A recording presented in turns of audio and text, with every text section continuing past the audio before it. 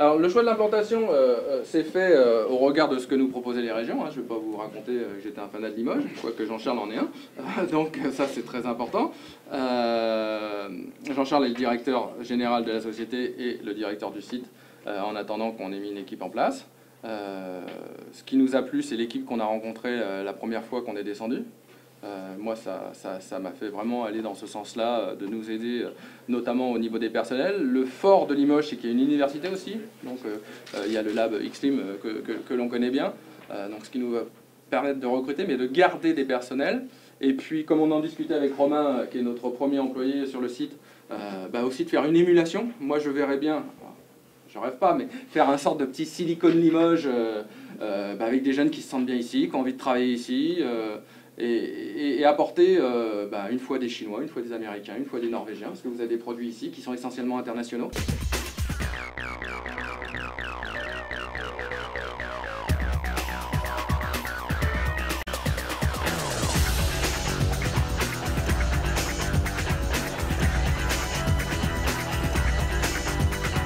Donc nous sommes dans le cœur de l'entreprise, là où vont être fabriqués nos circuits électroniques.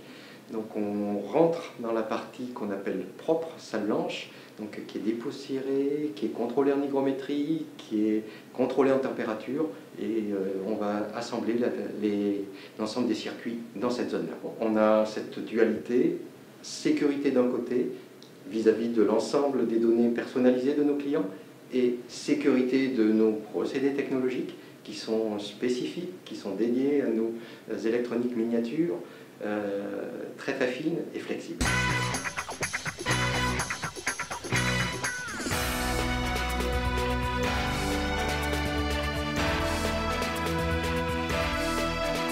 Ici, sur le site de Limoges, ça va être destiné à ouvrir la salle blanche, à ouvrir les salles serveurs et à ouvrir aussi les applicatifs UNT. Le courrier électronique, les accès de l'extérieur, des choses comme ça. Donc je vais vous montrer comment elle opère.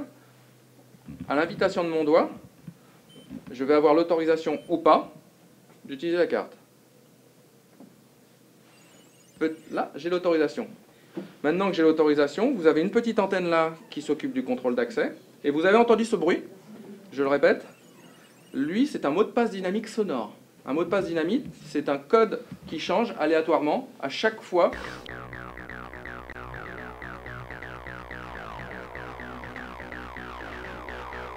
Et la carte, elle, a quelque chose qui est formidable aussi, vous l'avez vu, c'est qu'elle se recharge par induction.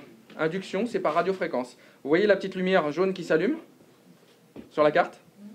Ça veut dire que la carte est en train de se recharger. C'est-à-dire qu'aujourd'hui, on ne travaille pas simplement sur des piles primaires, mais aussi sur des piles rechargeables. Et ça, c'est une vraie révolution technologique en 2013 et 2014 dans le monde de la microélectronique. On est la première société au monde à travailler sur ce type de support. Toutes les technologies qui vont être mises au point ici sont utilisées pour nos produits uniquement. Alors, l'un des démonstrateurs extrêmement utile, c'est le badge à reconnaissance biométrique, c'est-à-dire que la donnée biométrique va être enregistrée sur votre carte.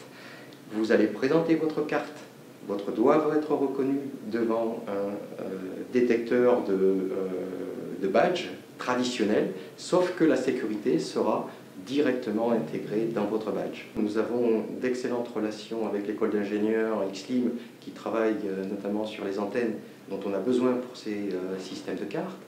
Deux, c'est parce qu'on tenait à pérenniser le personnel qui va être formé sur des équipements extrêmement sophistiqués et le temps de formation de ce personnel est typiquement d'une année pour être autonome, et à partir de là on tenait à garder le personnel qu'on allait former. Et Limoges est bien positionné par rapport à ses prérequis. Bond. James Bond.